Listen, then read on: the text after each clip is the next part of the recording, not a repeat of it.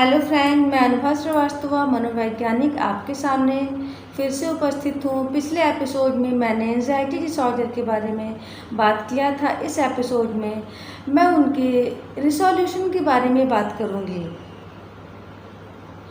जैसे ये माना गया है कि व्यायाम एंजाइटी डिसऑर्डर को कंट्रोल करने में काफ़ी मददगार होता है। जैसे जब भी आपको एंजाइटी डिसऑर्डर फील हो, आपके मन में एंजाइटी आए, थॉट प्रोसेस आपको बहुत ज़्यादा उलझन देने लगे, तो आप कुछ कदम चल सकते हैं और आप अपने माइंड को रिलैक्स कर सकते हैं। जैसे अक्सर कुछ लोग कहते हैं कि जब भी मुझे उलझन होती है, बेचैनी होती है, तो मैं किचन में जाके अगर चाय बनाने लगूँ तो चाय बनते बनते ही मेरा मन शांत हो जाता है और बहुत ही रिलैक्स फील होता है। तो अगर आपके साथ भी कुछ ऐसा है कि कुछ ऐसा करने के बाद आप जो है भूल जाते हैं कि आपके मन में क्या उलझन है, तो आप उस काम को कर सकते हैं। वो काम आपकी हॉबी भी हो सकती है, वो काम आपके हेल्थ से रिलेटेड भी हो सकता है, वो काम आपका स्टडी रिलेटेड भी हो सकता है।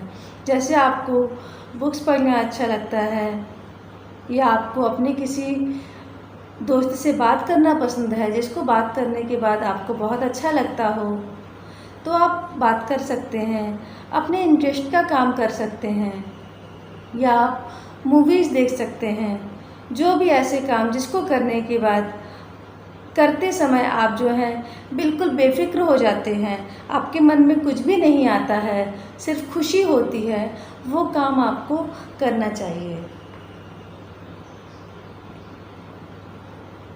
अक्सर ऐसा होता है कि एंजाइटी डिसऑर्डर में कुछ लोग पहले उस चीज़ को एक्सेप्ट ही नहीं करते हैं कि उन्हें एंजाइटी डिसऑर्डर है, डिनाई करते हैं।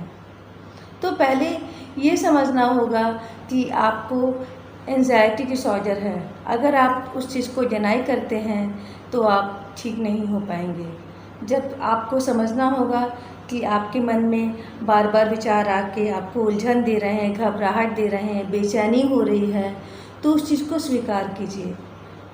आपके साथ के लोग आपको बता रहे हैं कि आपकी तबीयत ठीक नहीं है, आप बहुत ज़्यादा परेशान हो रहे हैं, आपके मूड में बहुत ज़्यादा चेंजेस आ रहे हैं, लेकिन आपको उसे स्वीकार करना होगा, उस चीज़ को समझना होगा।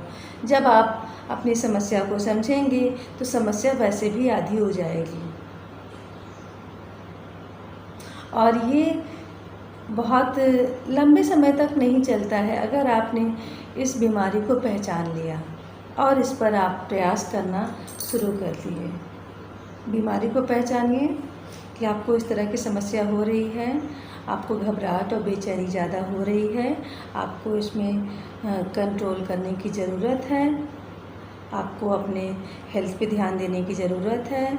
आपके मन में जब भी विचार आपको उलझन देते हैं तो आपको अपने माइंड को इंगेज रखना है उस गतिविधि में जिसको करने में आपको बहुत अच्छा लगता है, आपको वो करना चाहिए।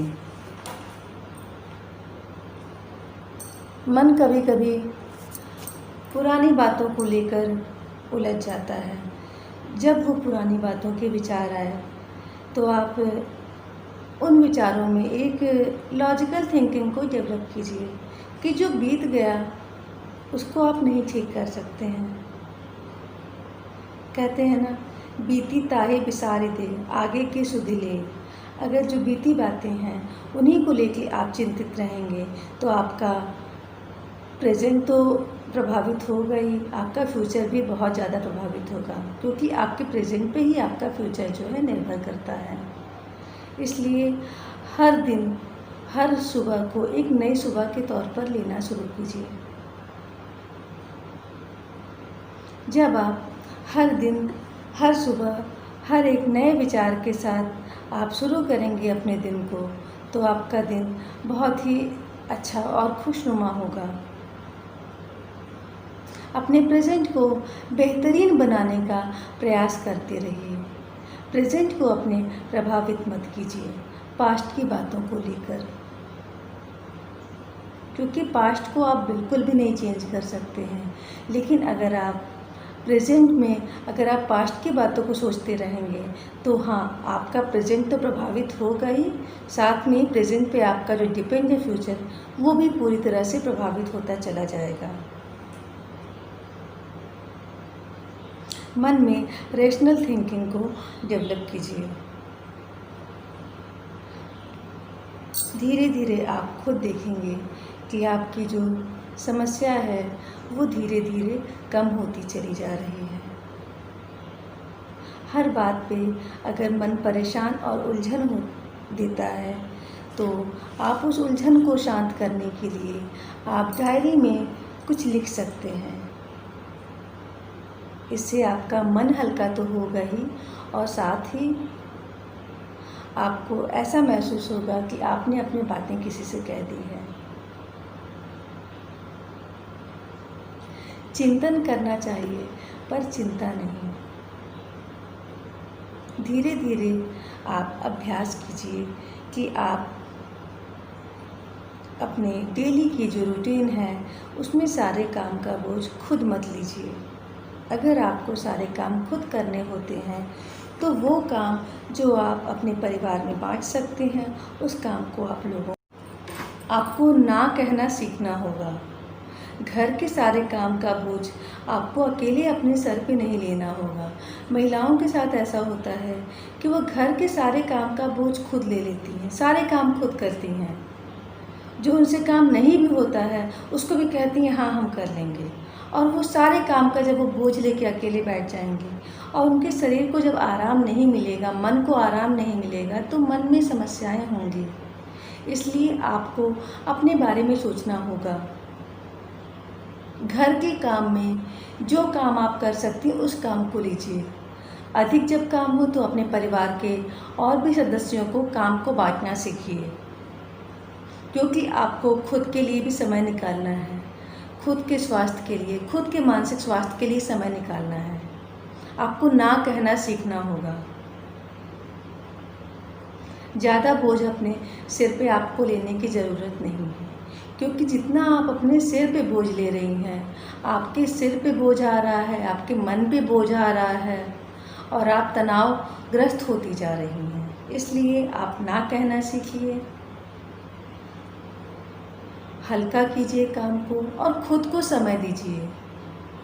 खुद को टाइमली आपको सुबह उठ के अपने व्यायाम के लिए समय निकालना है, अपने ब्रेकफास्ट को टाइम पे करना है, आपको लंच टाइम पे लेना है, आपको डिनर टाइम पे लेना है। अपने प्रायोरिटीज़ को आप एक्सेप्ट कीजिए। दूसरों के बारे में तो आप हमेशा सोचती हैं और करती हैं, अब खुद के बारे में भी सोचिए और कीजिए। बहुत ज़रूरी है, क्योंकि जब आप स्वस्थ रहेंगी तो आपके साथ परिवार के सब लोग स्वस्थ रहेंगे